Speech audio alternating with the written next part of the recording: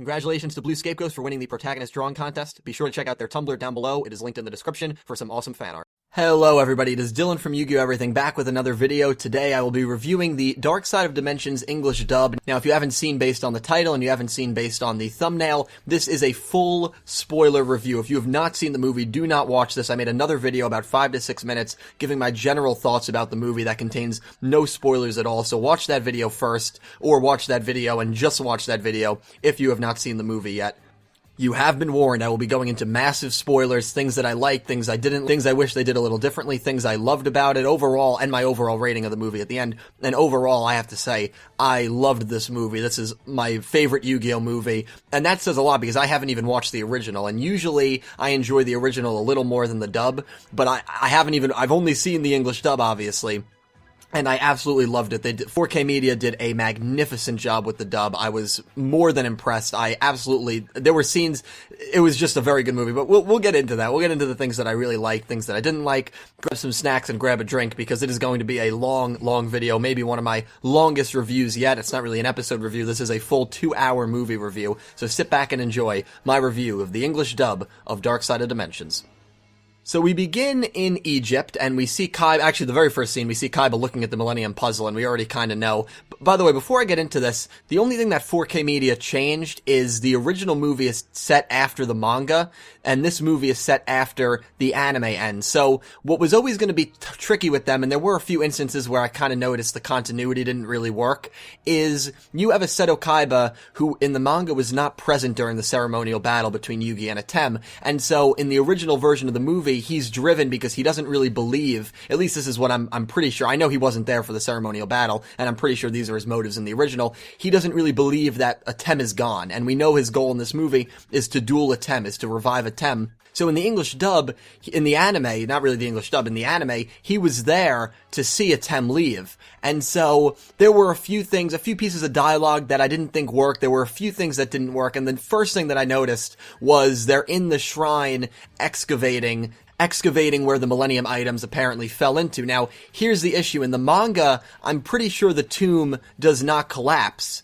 In the anime, the tomb does collapse, but yet we're in the tomb, and again, this is supposed to be after the anime, and the tomb is perfectly standing, there's no piece of it missing, all the pillars are still up, and that was the first thing that I immediately noticed was a bit of an issue, and it was always going to be a bit of an issue changing the storyline very minorly, but that again is nitpicking, and just because I'm being a little critical right off the bat doesn't really mean anything. It still works. It still works for the most part. There were just a few things like that, but the cool thing is, what 4K Media did is they kind of give us two different movies. The original, you watch it after the manga. This movie, you can watch it after the anime. And again, for the most part, besides some scenes like that, it really does work. So they're excavating Kaiba Corp staff members, and they're trying to find the Millennium items. They're trying to find the Millennium Puzzle, more specifically, and bring back the Pharaoh, and bring back Atem, because Seto Kaiba wants to duel him. We then get a scene of Yugi and Anzu, and they did leak a lot of these scenes. A lot of the scenes that they leaked were in the early stages of the movie. I don't really think they leaked anything in the second half, which is smart, because I know a few people were saying, oh, they're leaking too many scenes,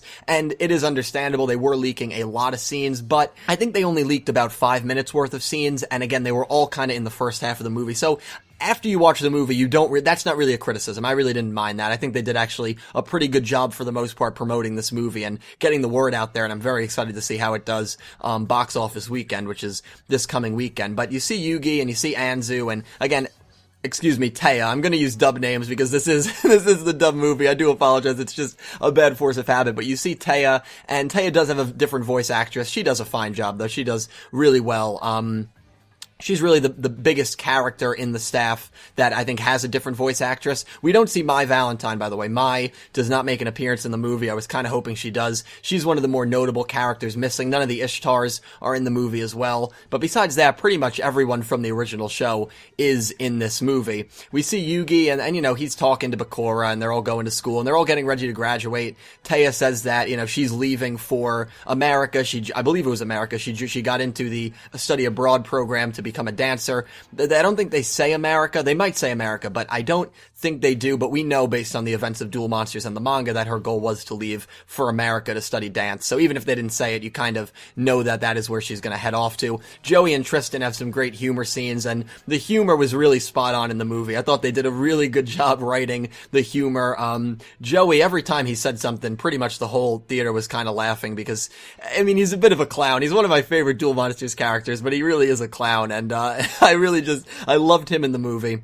They're all talking on the roof about the future, and it's interesting because Yugi is, he's unsure about his future, but he's like, and this is the first time I think we really hear what Yugi wants to do in the future, so it's interesting, and he's like, maybe I'll create a game, and if it gets popular enough, we can all meet back here and play it. I think Tristan said he's gonna end up working with his dad. I forget what Joey didn't say, because then Joey made a joke about Tristan, put him in a chokehold, and then they go back downstairs to the school, and they see a kid sitting in the corner, and it's Egami, or Diva. It's interesting because when I first heard about Egami, I thought Diva was his Japanese name, and I thought they changed that name to Egami, which I didn't really mind because it was a pretty cool name. But Diva is he's really referred to both. Egami, I guess, is kind of his stage name, for instance, to fit in, while Diva is more of Diva is his actual name. So that was actually something that I did not see coming, and as someone who's avoided spoilers, there were a lot of things that really just threw me for a loop and left my jaw dropped and left me, stunned, as I think at times most of the theater was. So yeah, they see Egami in the corner and they're like, we've never really talked about him. Yeah, he's definitely a weird kid, or not really a weird kid, but he's definitely an interesting kid. And then they do a close-up shot on his face, and then they just turn the camera, or not, they don't turn the camera. He turns his face and they zoom in right on his eye, and you can tell that, okay, if you didn't know, he's gonna be the main perpetrator, the main antagonist in the movie. Then they show Kaiba in this, church hallway, and you see a Tem.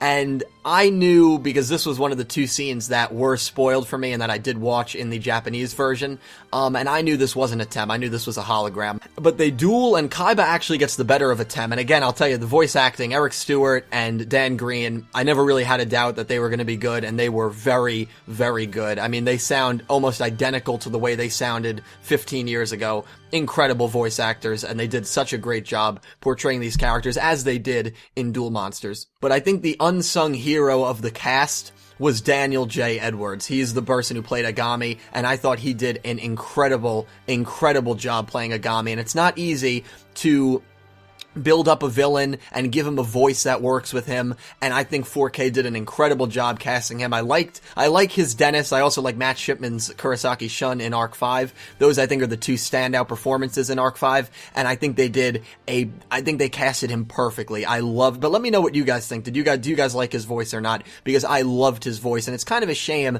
that he is going to be an only movie antagonist, but to the point I was getting, his VAing was incredible. I mean, you didn't notice it, and when you don't notice the voice acting, that's a good thing, because at least with the English dub, sometimes you notice it when it's bad. Usually, unfortunately, you do notice it when it's bad, and if you don't notice it and the movie just flows regularly, that's a sign that they got the voice acting correct, and I think he was a magnificent voice actor. They all really, the main cast, Joey's VA was great as always, Bakura's was great.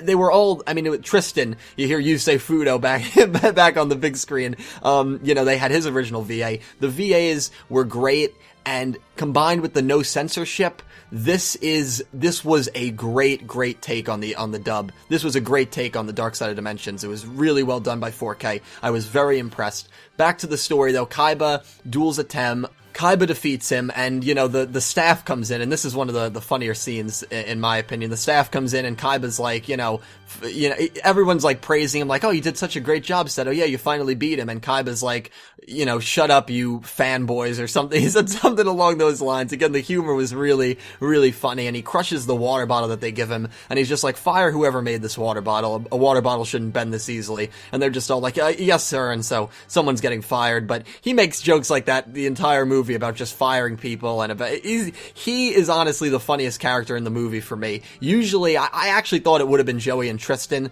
the banter they had, but besides the first few minutes of the movie, they don't really go at it as much, and I think the banter between them usually is hilarious, and it was funny, but there was just more Seto Kaiba in this movie. You could make the case, and I think BYG Egami mentioned it, he's a Yugi tuber, he did a lot of Dark Side of Dimensions coverage, that this movie really was based around Seto Kaiba, and you absolutely could make that case, because Seto Kaiba is the main role in this movie, but he defeats a Tem. That's the first duel we get.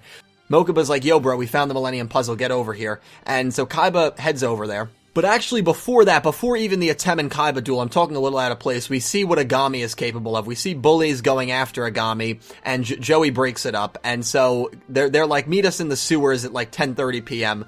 And so Egami actually goes for whatever reason. Well, I mean, we know why he goes, and he uses this cube, and this is the scene that, you know, you've seen it maybe in the trailers, where he's like, I have the power to change your world into something grand.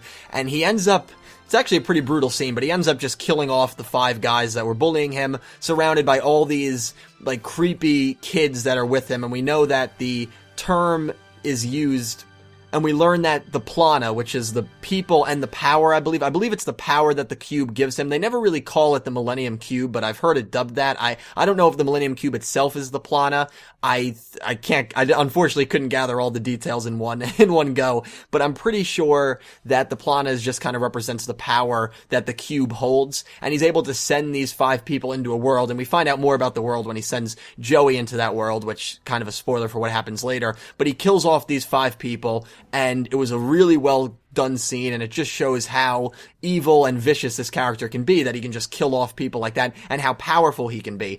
Kaiba goes to this was again before the Kaiba and Atem hologram scene. Kaiba goes to the excavation center. We learn that Egami and Sera is Egami's younger sister, they both kind of just talk a little bit, or like Egami, you know, you can't let hatred control you, you can't let fear control you, and this plays a part later, and Egami's like, I have to avenge. He also has a friend, Manny, Egami, and I'll try to use as many pictures as I can, but there's not many images that have been leaked to this point, so you'll probably see the same images used, throughout this video a few times, but Egami basically says to Manny, his best friend, and to Sera, his younger sister, I have to avenge our master. And I forget the term they gave the master, but when we find out who the master actually is, that was to me, like that was to me one of the best scenes that they've done, the fact that they were able to connect dual monsters and to have it make sense. So anyway, the reason that basically what Egami, Manny, and Sera all talk about is just that, so basically they got their powers and they're able to kind of use their powers in this world to, you know, change the world or whatever they want to do with it, because the Pharaoh left, and that's how it was granted to them. Once the Pharaoh leaves and returns to the afterlife, then the 8th Millennium Item, which they do use that term, the 8th Millennium Item, later in the movie, the power of the 8th Millennium Item gets granted, and so that's what happened, and that's how they're able to use this power. So if the Pharaoh ever becomes revived, they lose that power. So Egami clearly is like, okay, well, crap. I mean, I can't let Seto Kaiba revive it. So Kaiba is about to take the puzzle back to his headquarters, Kaiba Corp. And Egami shows up. And Egami says, you know, these people are, and this is when the gun comes up. The guy, and I'm so glad. Thank you 4K Media, really, for not censoring this scene. I was so happy when I saw the gun. I think everyone in the theater, I heard a few people around me kind of like, were like, shocked that they did it, but I'm so glad they didn't censor it. The guy pulls out a gun and he holds it to Agami's back, and Egami just starts laughing and, you know, talking about the other world and, you know, enlightenment or whatever he's talking on about, and then he basically again sends the guy to another dimension, and the guy, one of Kaiba's goons, just slowly pretty much disintegrates, and then he's like, and everyone else runs away. So great employees there, Kaiba. All the Kaiba Core employees run away, and Egami is like, I can't blame them for running, but it won't matter because the path that we're on, everyone's going to be basically sacrificed into the new world. And he says, starting with you, Kaiba, and he goes to get rid of Kaiba, to basically kill off Kaiba, and Mokuba is like, you know, oh my god, Kaiba, brother, no, and Kaiba is somehow, this was never really explained, but he's somehow, I guess, due to his technology, able to avoid it and able to overcome Agami's magic. So Agami's like, all right, nevertheless, I can't let you take that puzzle. So then they duel. They begin the duel, and Agami's deck, he uses like a cubic deck, and it is really, really awesome. It really does suck that he's only in this movie, and they'll probably never use his character again, because his character, I really, really enjoyed him. I plan to make top 10 antagonists once Arc 5 ends, and I gotta tell you, Egami has a real shot at making that list, and for a movie villain to possibly make that list, that really, really says a lot. But Takahashi, Duel Monsters, they know how to get it done. By the way, Takahashi actually made an appearance at the VIP party afterwards, and he spoke a little bit, so that was incredible to hear Kazuki Takahashi speak, actually, and just to see him in the flesh, to be like 6 feet away from him.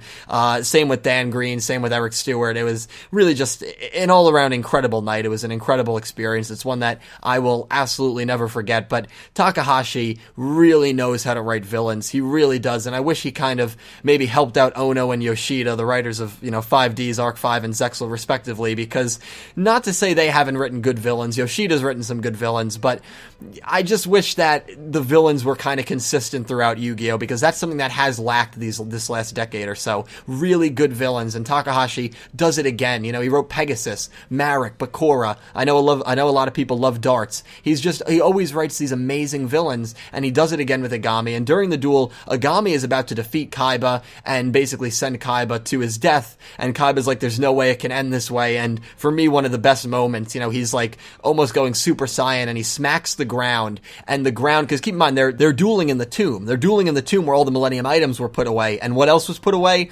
The Egyptian gods. And all of a sudden, he sacrifices 3 monsters, and Obelisk just rises from the ground, and my jaw was on the floor for like a solid minute after that happened, because again, I didn't read really any spoilers, so I didn't know Obelisk the Tormentor was going to make an appearance, and Egami was just shocked. Kaiba was able to deliver 7,000 points of damage, but they have 8,000 life points, and this duel gets interrupted because Mokuba takes the pieces. Egami teleports, punches the glass case that the Millennium puzzle was being held in. He's able to snatch away 2 pieces.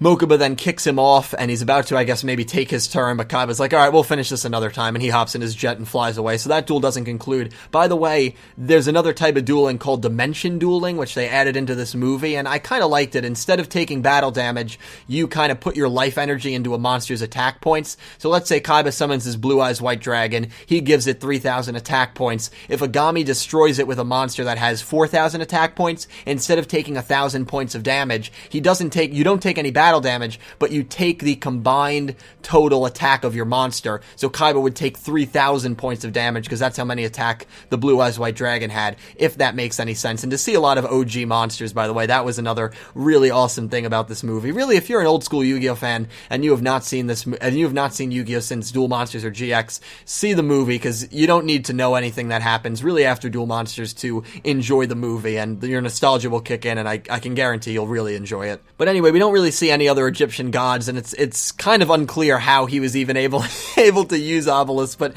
nonetheless, one of my favorite moments in the movie. So anyway, we learn very soon that the mentor, that the master that Egami was referring to, because Egami, Diva, he goes and he becomes friends with Yugi and friends with Yugi's group, and, talks about how he's not a very good duelist, and they all plan to have a tournament later. And we learn that Egami and his sister and Manny and 3 others, or maybe 4 others, their mentor, their master, was Shadi, who was the holder of the Millennium Scale. And I think a lot of people in the theater, including myself, were like, oh, wow, that's actually an awesome plot twist.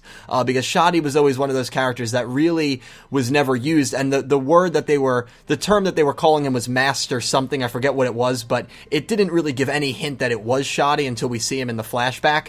And so I thought that was one of the coolest things they did, because it's just cool that, while you're developing new characters like Egami and Serra and Manny, you have a character that fans know from Duel Monsters and can kind of relate to. But here's an issue I have.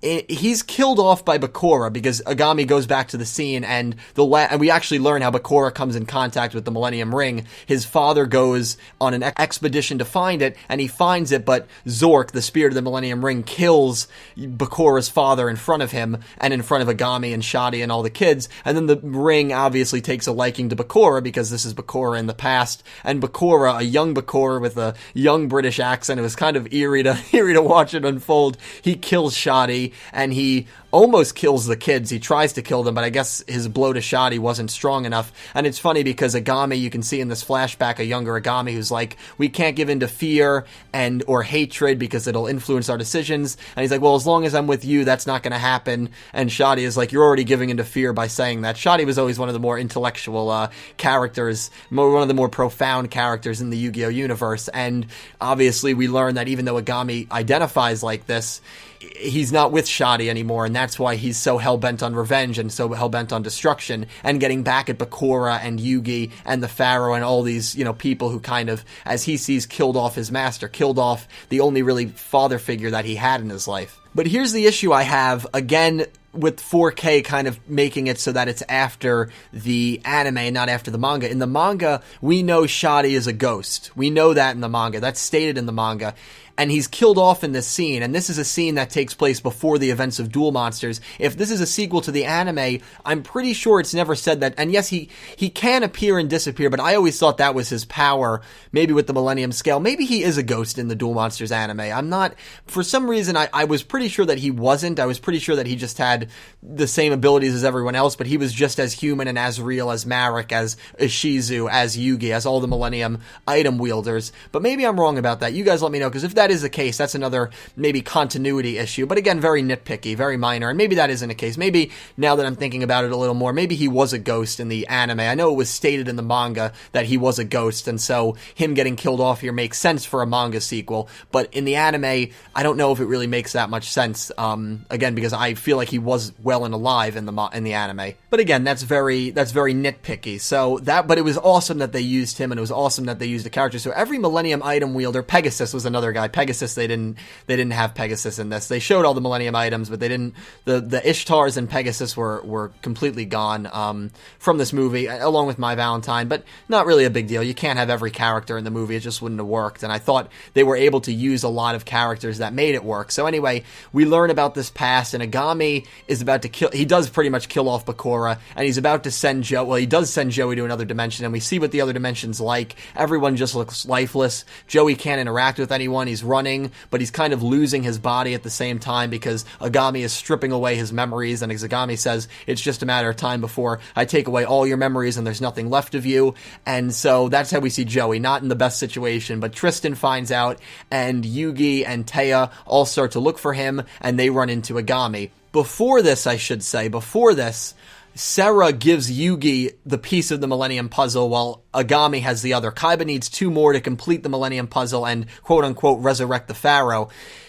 Sarah says, you have to save my brother Diva. He's being controlled, not being controlled by darkness, and that's what I liked about it. He wasn't really being, until the end of the movie, he wasn't really being possessed by anything. This was just him doing it under his own will, but at the same time, I feel like he kind of knew it was wrong and was trying to lie to himself, while Sarah and everyone else knew it was wrong as well, and so Sarah trusts Yugi to set Egami on the right path and to save her brother, as she says. And so Egami runs into Yugi, Taya, and Tristan, and they're all like, where's Joey, where's Bakura, what have you done with them? And Egami says, you don't need to worry, they're all taken care of. And Joey actually escapes because of the one memory, and I'm pretty sure, and he sees the Pharaoh, he sees a Tem, and it's in his memory, I don't think it's actually the Pharaoh. But what's interesting about this is I think it was the scene of Battle City. I think it was the duel that takes place after Battle City, which that event has enough debate around it already as to who won that duel, because we don't see that duel. That's a duel that takes place between Season 3 and Season 4, and we have no idea who wins that duel between them. So I think that is actually really awesome and again, I got a quick look at it, so it might not be that scene. Maybe I'll see it a second time and I'll try to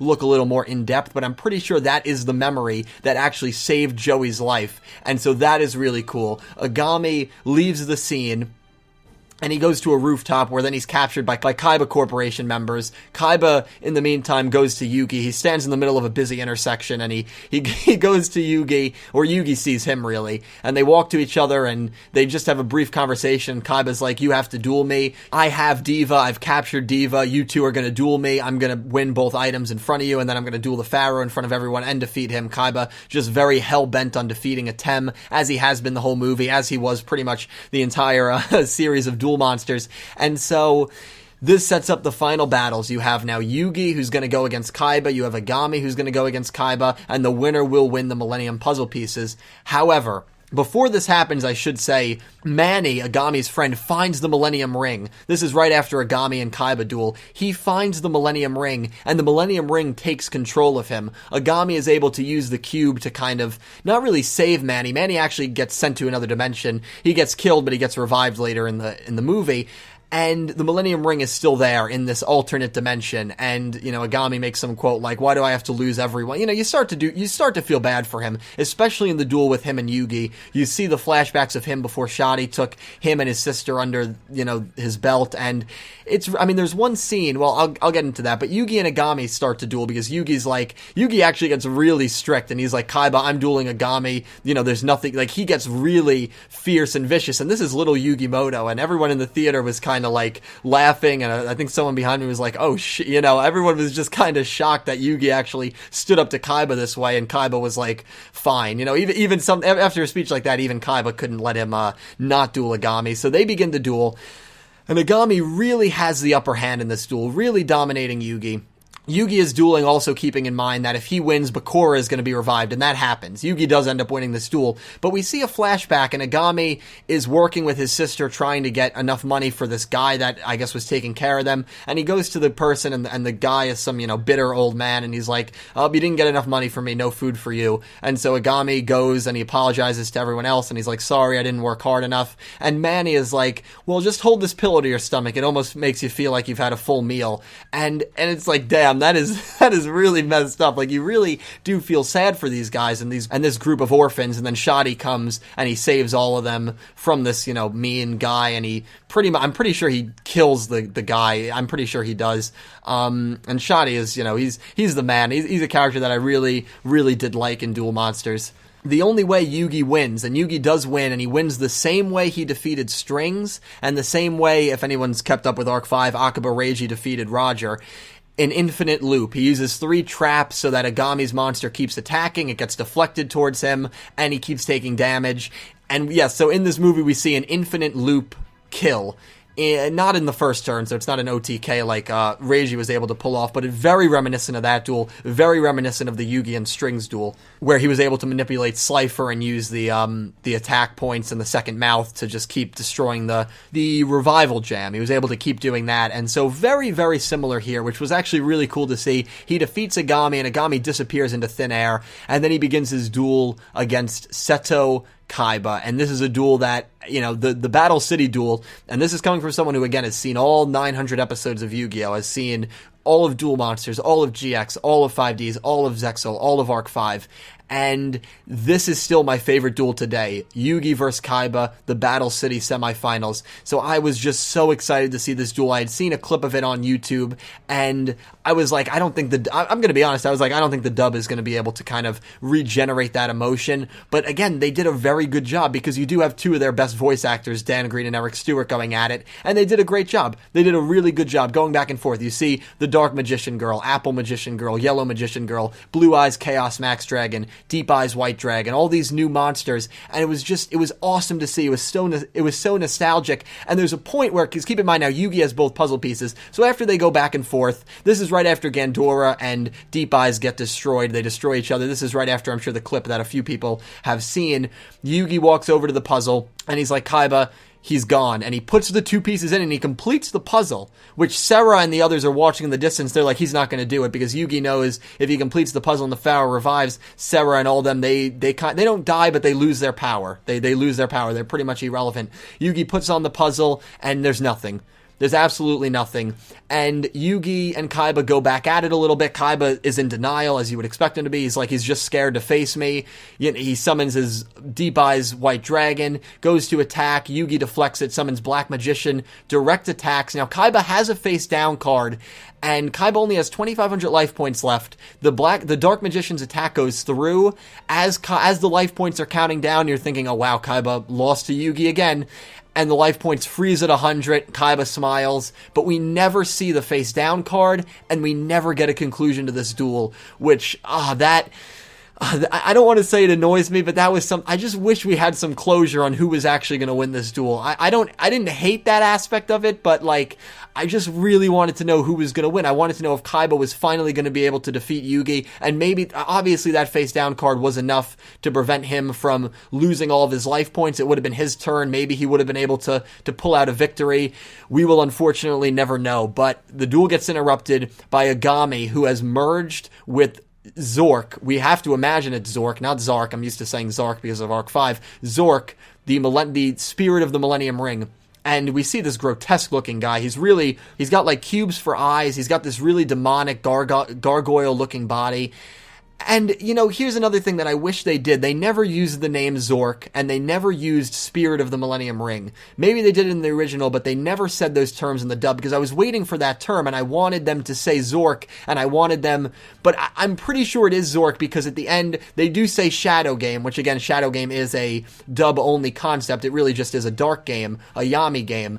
Zork, as we know, is the creator of dark games or shadow games in the dub. So the only way they could be playing in one is if Zork has merged with Egami, which I'm pretty sure has happened. So the final end boss is Zork and Egami, which is awesome. It looked sick, it looked menacing, and it was a really great fight. Yugi and Kaiba team up, very reminiscent of that darts duel where they team up, and again, if this is a sequel to the manga, that duel doesn't happen in the manga. That darts Doma filler does not happen in the manga, so if it's a sequel to the anime like the 4K version is, like the English dub is, this is kind of the second time they've teamed up, but if you're going based off the manga, they've never teamed up before. The duel begins, they kind of go back and forth, they're really getting pounded by Agami's monster, and we know the way the shadow game works is when you take damage, you not only take real pain, but you can see kind of like your fingertips and your real life withering away. It reminds me a lot of the games that Marek would play in Season 3 of Duel Monsters. Specifically the game against Bakura, where when he won, Bakura literally was just evaporated. But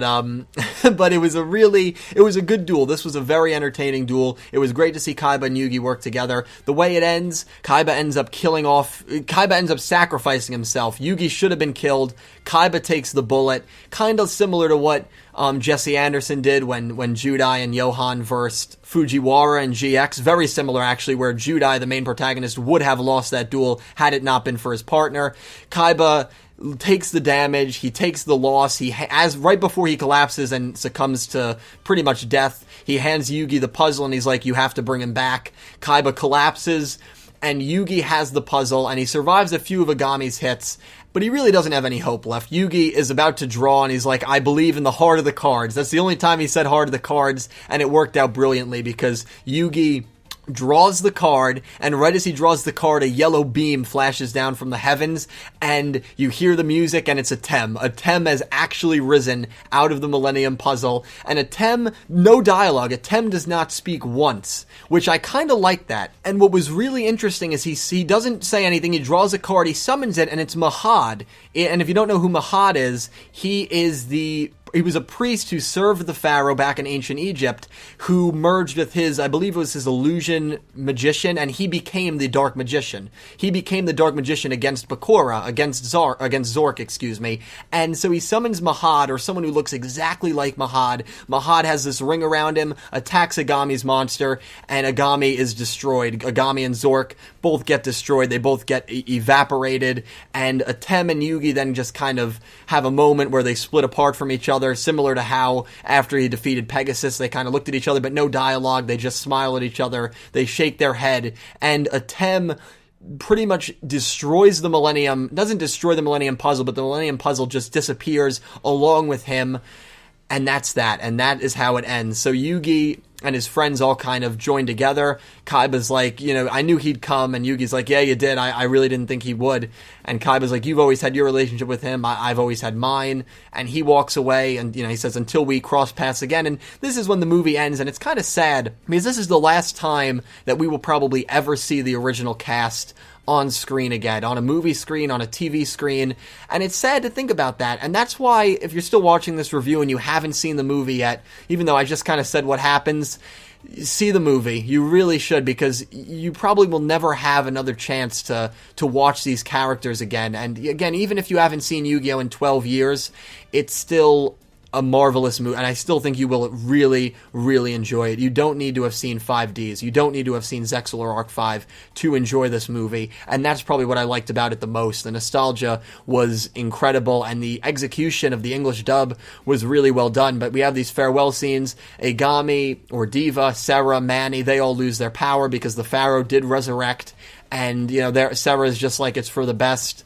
I think Egami is kind of redeemed by the end of it, but he doesn't really repent. And what I mean by that is he doesn't really regret anything. He just says, I think he actually is the one who says maybe it's for the best, but he doesn't apologize or anything to his sister. You do see at the very end of the movie him and his sister holding hands in Egypt, and they're kind of walking down the aisle. So I think he does kind of get redeemed by the end of the movie. But let's talk about the end of the movie, because we see Seto Kaiba in his plane about to go off into something, and Mokuba is just like, you don't have to do this, brother. It hasn't been fully tested. Promise me you're going to come back. And Kaiba's like, I have to do this.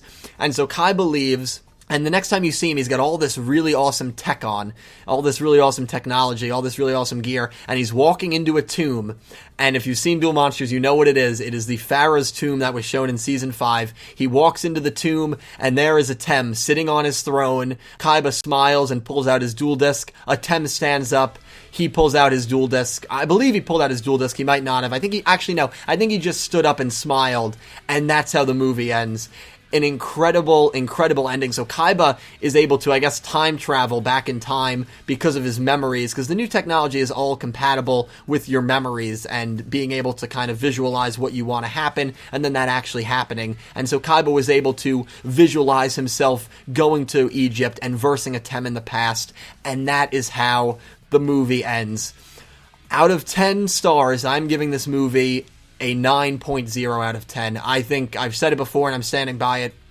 It is the best Yu-Gi-Oh movie that has been made, and this is coming from me. I've only seen the English dub. I haven't even seen the original, and I'm someone who usually prefers the original over the dub, and I might prefer the original over the dub, but the English dub was a 9 out of 10. They did a great job. There was no censorship from what I'm aware of. I'm pretty sure there was none. They had the gun scene in it, so I'm pretty sure that that means that there really was no censorship. They did mention the Shadow game, which, again, is a dub-only term, but that didn't really bother me.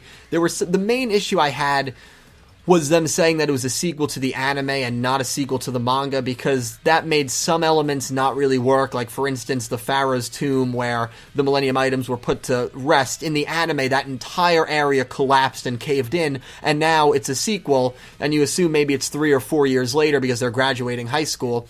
Now, all of a sudden, that tomb is perfectly standing. There's no rubble. There's no hint of anything. The pillars are all up. And so either they rebuilt everything or they just made a kind of mistake there. But besides that, I really enjoyed it. I think 4K Media did a great job. Again, big thank you to them for even hosting this contest, and the chance to see it early and to be in the theater with Dan Green and Eric Stewart was really a once in a lifetime experience. And it was and then to hear Takahashi speak afterwards, it was an absolutely incredible experience that will stay with me for the rest of my life. The movie was just great. I really, really did enjoy it. I might see it again before it leaves theaters.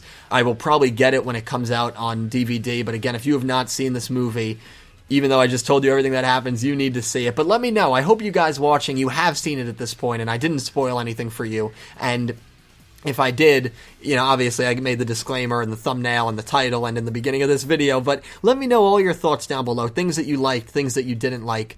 What you would rate this movie out of 10. Another thing I briefly forgot to mention is they do show Yugi and his friends, and they show they show Taya leaving. She's in the plane, and she's kind of, smiling at everyone, and she leaves. The plane departs, and that's kind of the last we see of Yugi's friends. By the way, the animation, I haven't said it, the animation was absolutely stunning, flawless. Another con was sometimes when the characters talked, their lips, especially early in the movie, I noticed it more, their lips didn't really sync up with the words that were being spoken, and that's understandable because it's very tough to do that, especially when someone like me is used to watching the Japanese version of Arc 5, and, week in and week out, they're always going to be perfect with the way their mouth moves and the corresponding words, because that's how it's originally meant to be, and when you have to dub it, you have to really sync up the mouths and the words perfectly, and there were some times where you can kind of notice, especially early on, that they didn't really do a fantastic job at that, but honestly, by the second half of the movie, you don't even notice that, and that could be because they